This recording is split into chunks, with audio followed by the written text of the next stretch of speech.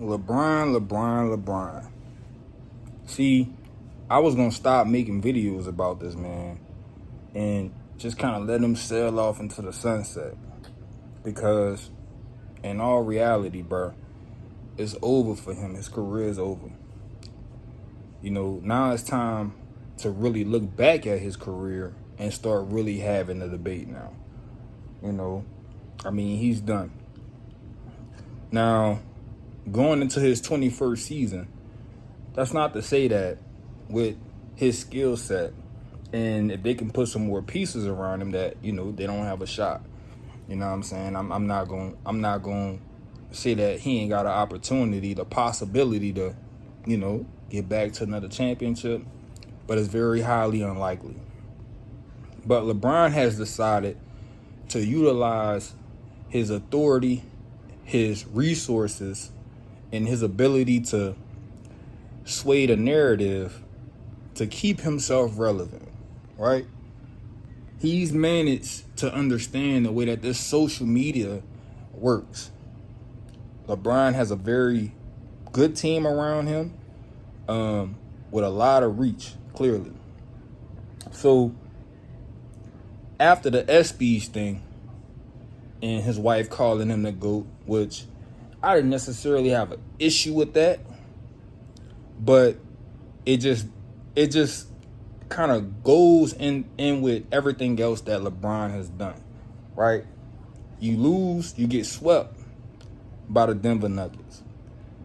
Even the Timberwolves got a game, right? The Phoenix Suns got 2 games. Y'all couldn't get a game, okay? Then we started having these debates about LeBron's ability to score the ball because, and this is where I say people have to watch the game. You can't just look at the stat line and the totality of the stats. You have to watch the game. Watching the game tells a completely different story, right? Because here you have a player who is cumulatively, he's the greatest scorer of all time in the history of the NBA. But those of us that have played basketball, that have watched basketball, and have seen these generations of players come through the league, you know that LeBron is at best a good scorer of the basketball. A lot of LeBron's points come in transition and his ability, to put his head down and get to the rim. And then the era in which we're playing in with no big men, right? Not to say that LeBron wasn't scoring the ball his first 10 years in the league, because he was. LeBron is and has always been a good scorer of the basketball, right? But the problem comes in when people try to make it a thing between he and Michael or he and Kobe to say that he's a better scorer than those players because he has more points, right? LeBron has been the king of cumulative stats, right? Because he's played longer than any other player in history, right? He's played longer. One thing I will give him credit for is that his peak has lasted longer than any player in NBA history, right? So that has allowed him to get these accumulative stats, which is great. You know what I'm saying? That's a great argument. That is a great thing to have in your bag. You know what I'm saying? Your longevity, your ability to stay healthy, keep yourself in shape. But LeBron's game also facilitated to his ability to stay healthy. You know what I'm saying? LeBron is a player who has had more help. He hasn't won he's won 6 defensive first teams, right? So he's a good defender, but he's not guarding the best player, so he's not working that much on defense. You know what I'm saying? And he's a genetic freak of nature. So you combine all of that, bro, and you gonna have a long career. The money that he spends on his body, right? Now, where I think LeBron was very intelligent is the fact that he got a good team around him. You know what I'm saying? His PR team, Clutch Sports, all of that. He got a great team around him, and they make sure that he good. They make sure that the narratives that are out there support LeBron and that he don't look foolish. But I think when they overdo it, or because they've overdone it, it makes him look foolish. But it's neither here nor there. I think that, his time with the Lakers, if it wasn't for the bubble, wouldn't have been all of that. He, outside of the bubble championship, he really didn't have a great career with the Lakers, dog. Like, outside of that, and I hate to say outside of that championship, because a championship is a championship. So I wouldn't say that.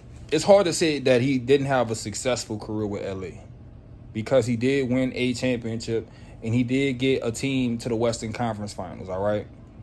So I'm not going to say he didn't have success, but outside of the bubble championship, this previous year was the deepest run that they've had. Other than that, they've been out in the first round, whatever. Or, didn't make the playoffs or whatever, you know what I'm saying? So it's a thing where you got all of this stuff going on surrounding LeBron. We're having this conversation about him being in the GOAT conversation. And it's like the media is really not acting on their own accord. It's like there is a effort to push LeBron for whatever reason. You know what I'm saying? Like, it's just like an effort. It is like part of the agenda, it feels, because you can't tell me. It's like they always make a new stat to support LeBron, right? Before the LeBron conversation started years ago, we wasn't talking about efficiency. We was never talking about efficiency, right? We talking about the win column. The way that your game is constructed, does it contribute to winning, right? Does it help your team be successful? And I think when you look at it from that angle, it hurts LeBron's arguments to a certain degree. And I think when we have these conversations, it appears to be disrespectful, because it's almost like we're saying that LeBron is not even in the conversation. And that's not what I'm saying. I'm just saying when you talk about Kobe and Michael, they won more championships. I ain't gonna say so many more. You got two more, you got one more, right? Their play style led to more championships. And people would make the argument that, yeah, Kobe gonna win because he got Shaq. All right. It was hard to argue against that when LeBron was in Cleveland, his first stint in Cleveland, and he didn't have the talent that Kobe Bryant had. He didn't have a Scottie Pippen. So he was like doing it on his own. He was AIing that thing, And I ain't gonna lie, it was hard to argue, because you're right. Kobe did have Shaq, right? So now that we're here where we are at the end of LeBron's career, and we've seen all the talent he's had, you only won 4 championships, right? So we gotta critique that. That's part of your story, right? Great career, but you only won 4. You know what I'm saying? So that's part of the conversation. But it's like we've transitioned into this era of conversation where we're utilizing this efficiency and, these analytics and whatever, what they call it, replacement player or whatever. I don't know. All of these ratings, you know what I'm saying? Plus, minus, and all of that. You know what I'm saying? And it's like, okay, whatever. Did you win?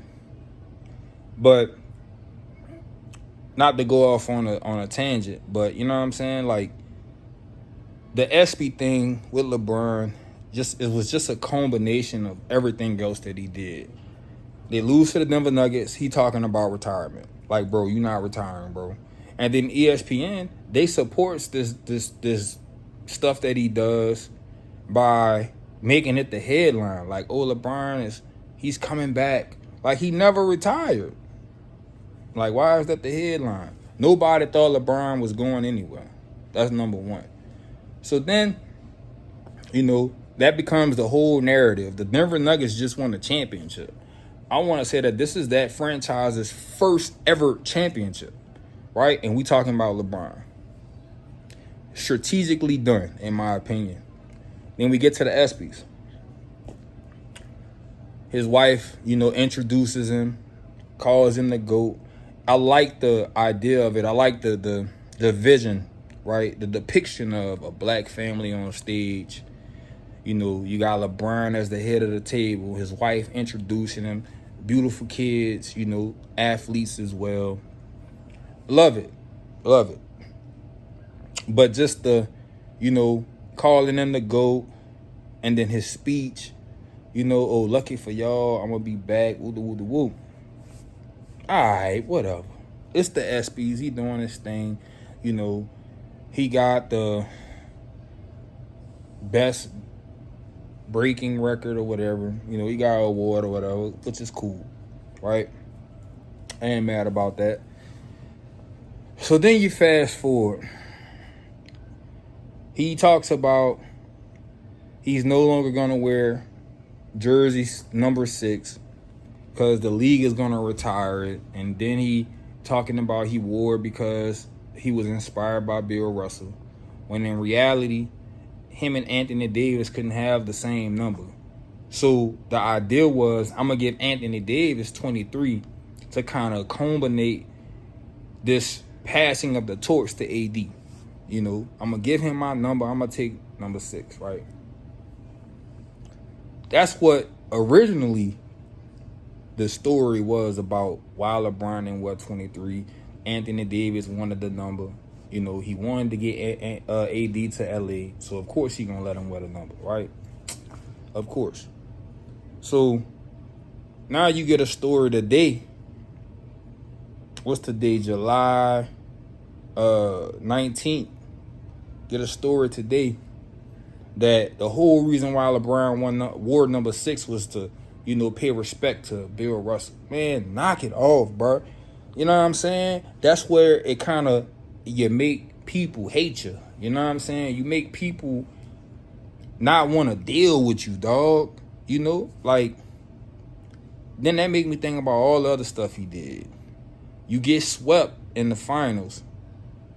You show up to the press conference with a soft cast on with an excuse. Everything is an excuse for him, dog. And I think that's what people don't hate. People don't like. That's what people hate about him. He don't never go out on the sword. You know what I'm saying? Like, look, I did the best I can. You dig? He always got an excuse. And then it makes it even worse when you find out how many people in the media are actually represented by Clutch Sports. We having these arguments, and these people are paid professionals to go and dig up analytics and create these narratives for him to support his argument of being the greatest of all time. They don't want us to look at what we see when we watch the game. Right? They don't want us to look at that. They want us to focus on these numbers, right? Game 4 against the Denver Nuggets. 31 points in the first half. Right? Second half, you don't really get nothing from LeBron. So what the narrative is? LeBron did all he could. They didn't come along with LeBron in the second half. Right? And it's just, it's hard to watch, bro. It's hard to watch, bro. Because it's so much more to watching and analyzing the game than just the box score, dog. And it's just sad. And it really aggravates me to my core to listen to people talk about why they rank players the way that they do. And it's almost like you have to hate Kobe or LeBron to like one or the other. Like, if I like Kobe, I have to hate LeBron. That's not the case. I just think Kobe is better than LeBron. right? If you like LeBron, then you have to hate Kobe. But anyway, man, that's all the time I got for the night, bro.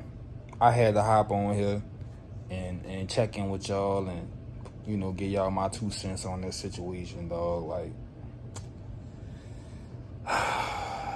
man, if you made it this far in the video, bro, and you not subscribed, man, hit that subscribe button or at least like this video. Leave a comment. Let me know what y'all think about everything. And yeah, bro. Till next time. This your boy Joe. Joe Squad. I'm out.